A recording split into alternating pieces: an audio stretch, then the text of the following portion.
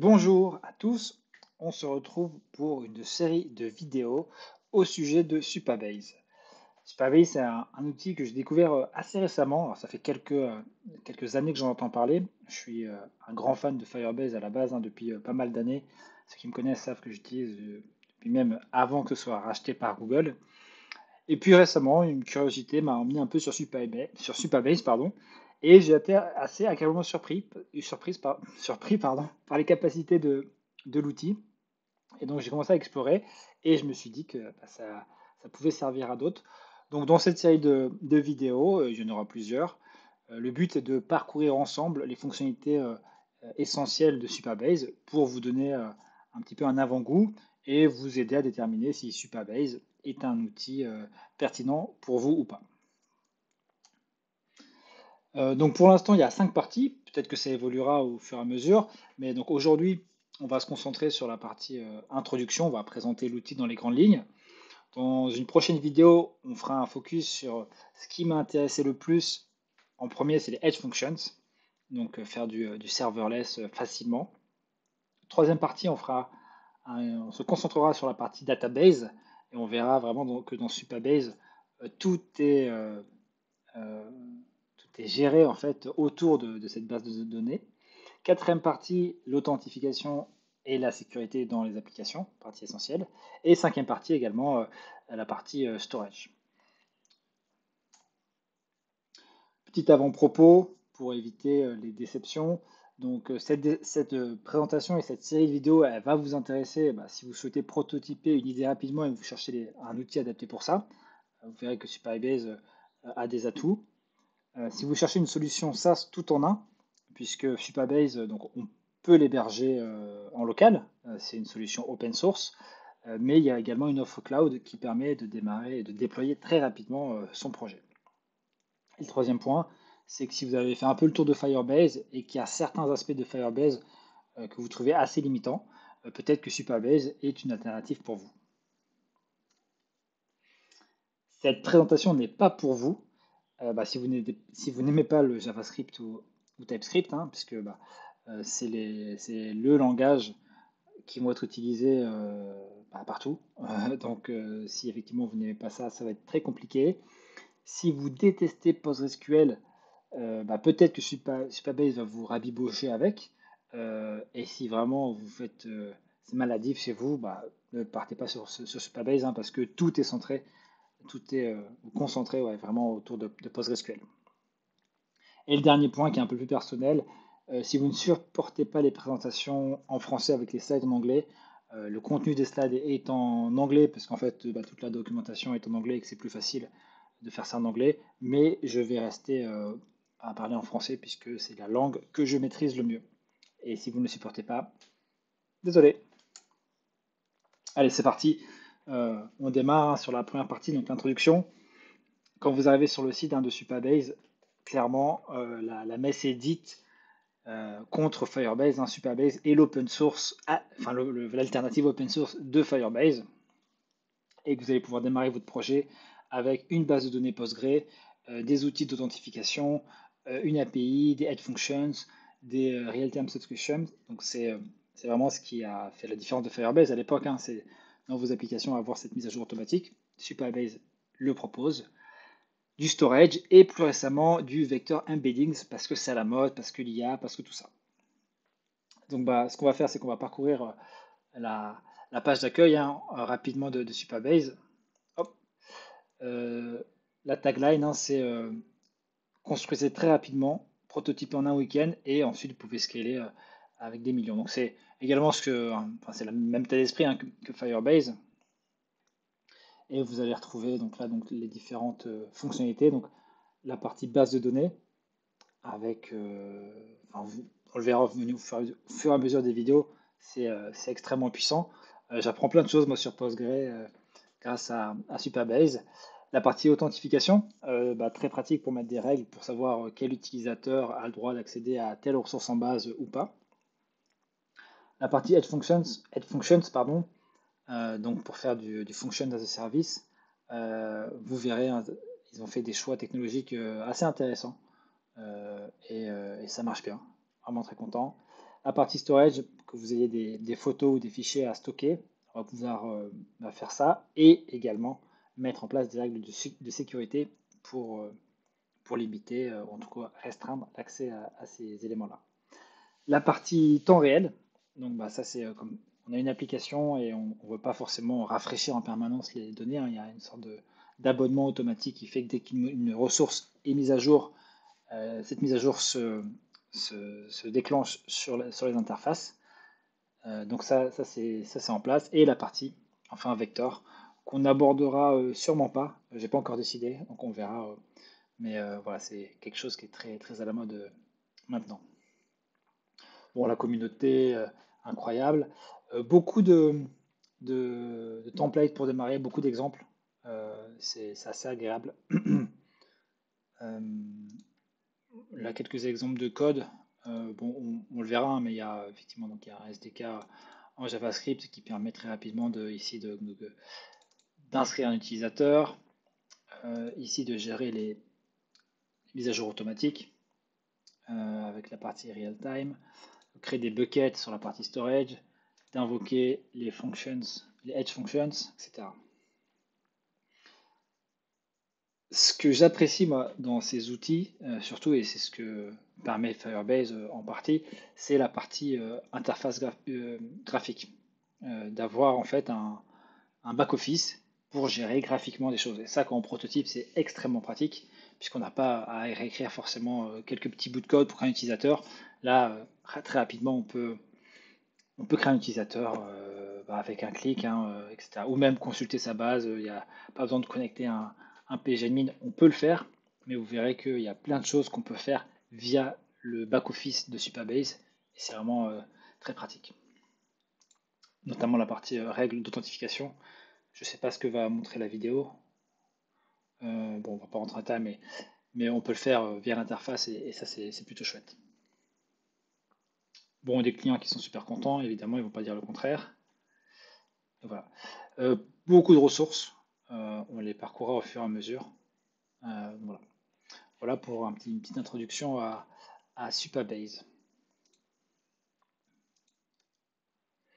Donc les produits, on en a déjà parlé, hein, la base de données, l'authentification, les fonctions, le temps réel, le stockage et la partie vecteur.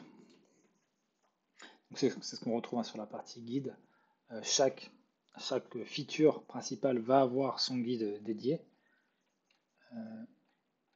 Voilà, donc là, il y a plein de choses. Ce qu'on retrouve ici à gauche également, plein de démos et de samples, que ce soit sur Web App, en fonction des différents frameworks, React, Next, Vue, Flutter, Laravel, Ruby on Rails, etc. Il y a vraiment plein de choses. Donc là, sur la database, on voit plein de choses. Comment gérer ses backups, enfin voilà, c'est très très riche. On va pas s'y attarder tout de suite, mais vous verrez, c'est plutôt chouette. Au niveau du prix, ce qui est cool et comme Firebase, c'est que c'est gratuit. En tout cas, il y a une partie gratuite qui est très agréable et qui permet de démarrer sans avoir peur de créer quelques dollars. Donc plutôt cool. Et puis ensuite, la version Pro a également des caractéristiques, hein, on va le voir tout de suite. Donc partie gratuite ici. Donc on peut faire autant de requêtes API qu'on souhaite. Plutôt chouette. Là où sur Firebase, bon, c'est limité, c'est gratuit. Faut bien taper, faut taper dedans quand même pour que ça fasse payer à Firebase. Là, c'est limité en termes d'utilisateurs actifs, 50 000. Donc on a le temps de prototyper un bon truc avant de monter à 50 000 utilisateurs. Une base de données de 50 mégas, cool pour démarrer. De CPU, 1 Go de RAM, 5 Go de bande passante, 1 Go d'espace de stockage. Je pense que c'est vraiment très, très suffisant.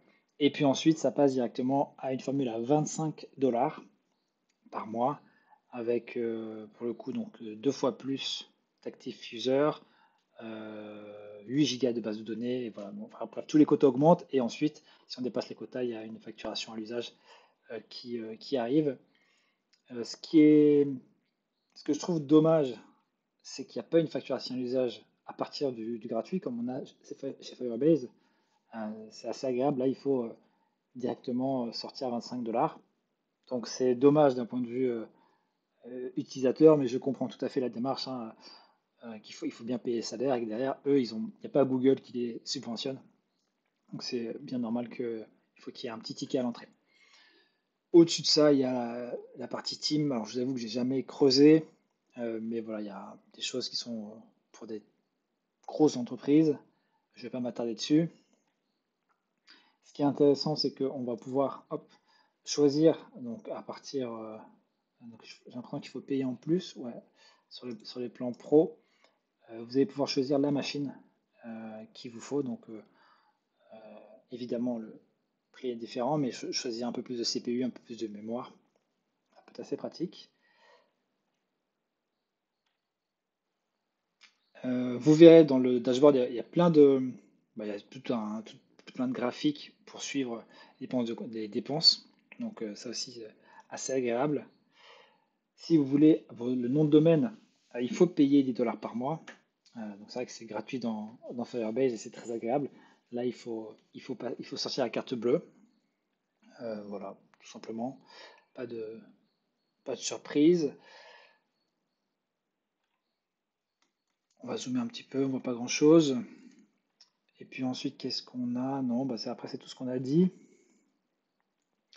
On peut brancher notre serveur SMTP pour envoyer les différents emails qu'on a. Euh, voilà, après il y a voilà, quelques subtilités.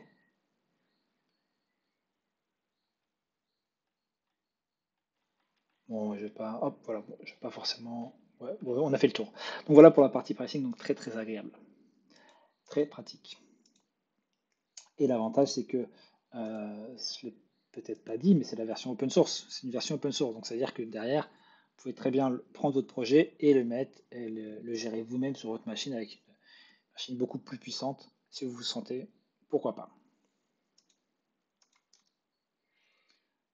Au niveau des récentes nouveautés, il y a plusieurs choses qui sont plutôt cool. Donc déjà, ils sont en pleine General Availability Week.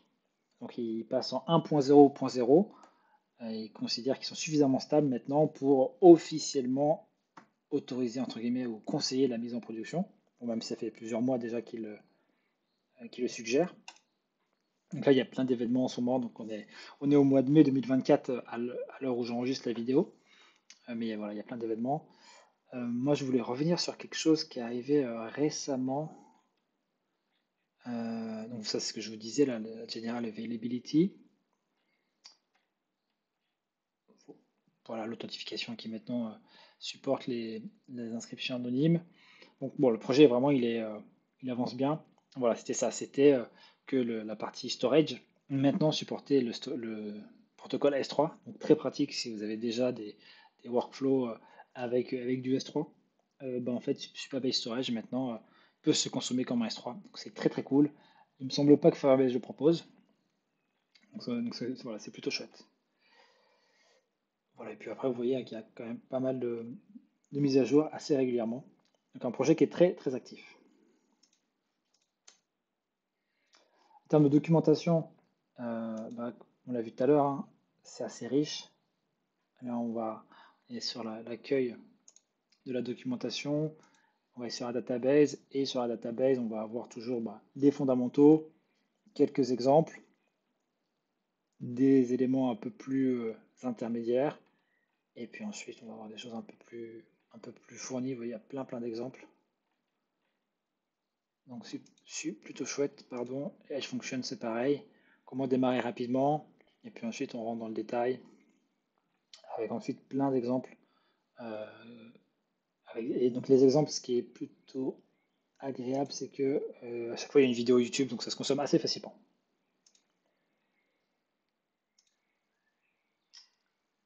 Le Getting Started qui est cool. Là, on retrouve tous les frameworks, donc ça permet de démarrer pareil, hein, de manière efficace. Euh, la partie architecture, ah oui, ça c'est intéressant pour un petit peu montrer ce qu'il y a derrière, parce que du coup, pour le coup, c'est pas du tout comme Firebase. Euh, Là, ce qui est plutôt cool, est-ce que on va commencer par ça, c'est qu'en fait, dans le projet Supabase, il y a plein de briques différentes. La base de données, c'est du PostgreSQL. Donc voilà, c'est le cœur de Supabase. Il y a ça. Ensuite, il y a le studio. Donc le studio, c'est le dashboard, hein, c'est le back-office, c'est l'interface graphique qui est autour de ça. Donc voilà, on y passera pas mal de temps. La partie authentification, ils utilisent le projet GoTrue, projet qui est écrit en Go. Pour toute la partie API avec la base de données, en fait, ils utilisent le plugin Post REST directement. Pour la partie real-time, je pense qu'ils ont leur propre, ouais, ils ont fait leur propre projet. Pareil pour la partie Storage API. Pour la partie Edge Functions, ils utilisent le moteur Dino. Je ne sais pas si vous connaissez, moteur JavaScript. Je ne connaissais pas avant, donc je m'y suis mis, ça m'a permis de découvrir ça. Un moteur JavaScript écrit en Rust, principalement. Vous verrez, il y a quelques différences, mais on s'y fait très très vite. Ensuite, aujourd'hui, il y a donc c'est Kong qui sert d'API Gateway. Kong qui est un gros projet, qui est un mastodonte. Hop.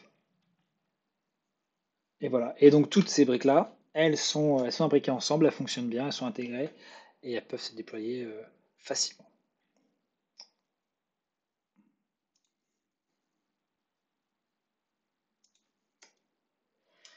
Et là, ce qu'on va faire, c'est qu'on va démarrer. Euh, pour démarrer, on va créer un projet, tout simplement. Alors, on va créer un projet. Hop.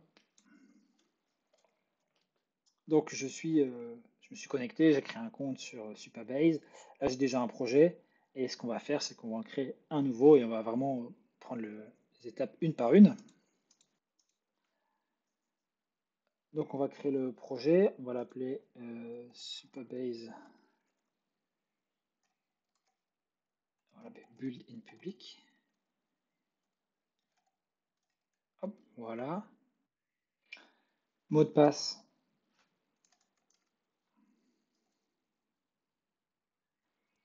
Alors, on va le générer.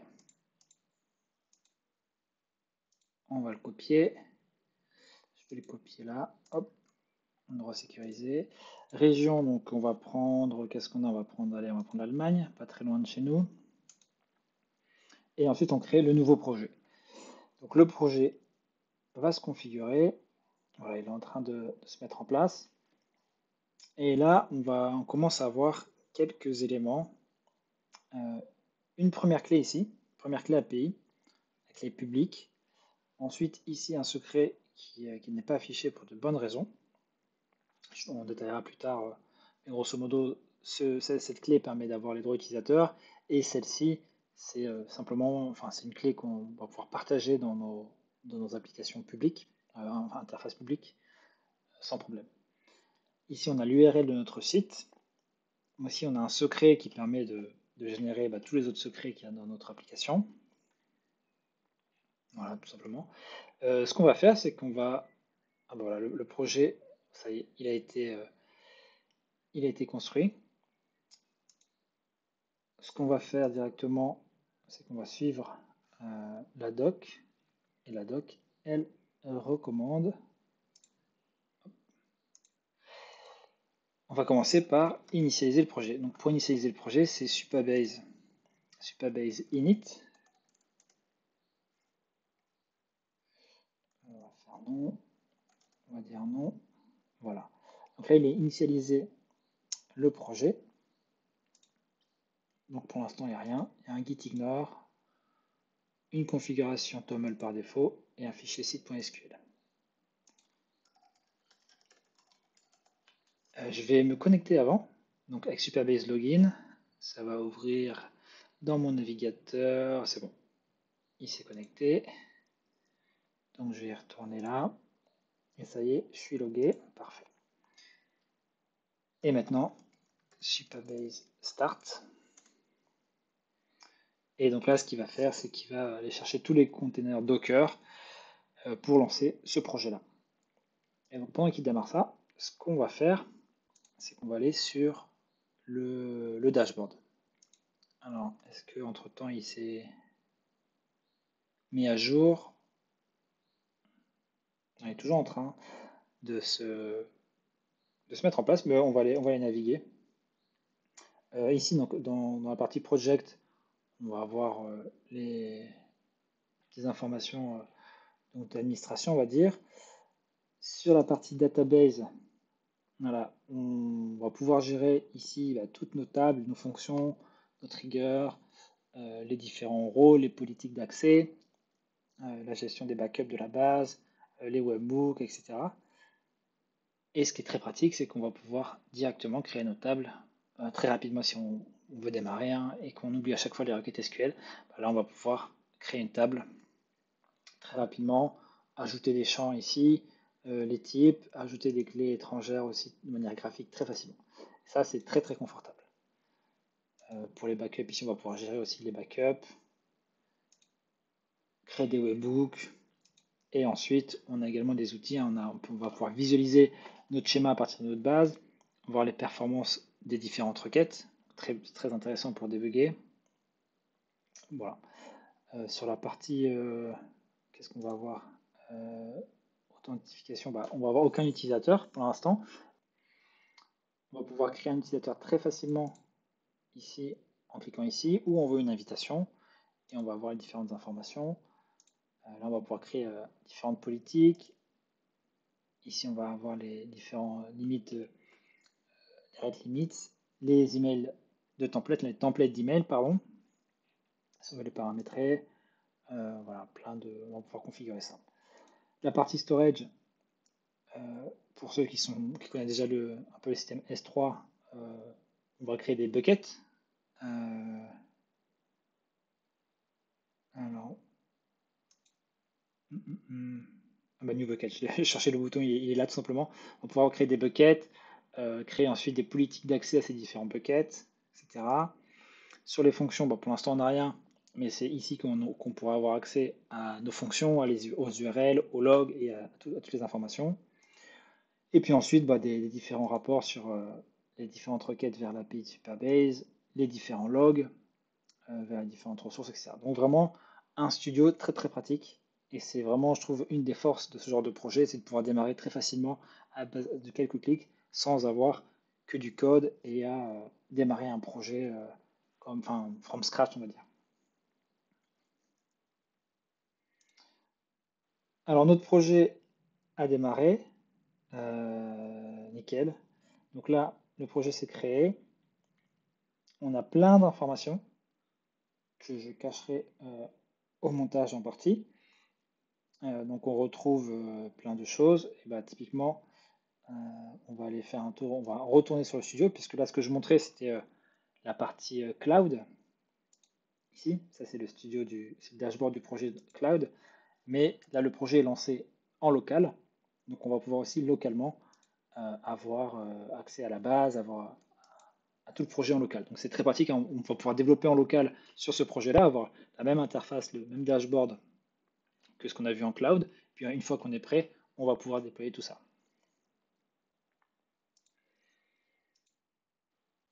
Bon voilà, je crois qu'on est pas mal. Je vais arrêter le projet, les containers avec Supabase et stop.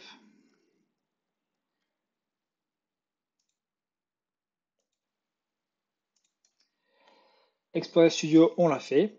Et je pense que c'est pas mal pour cette première vidéo de mise en jambe.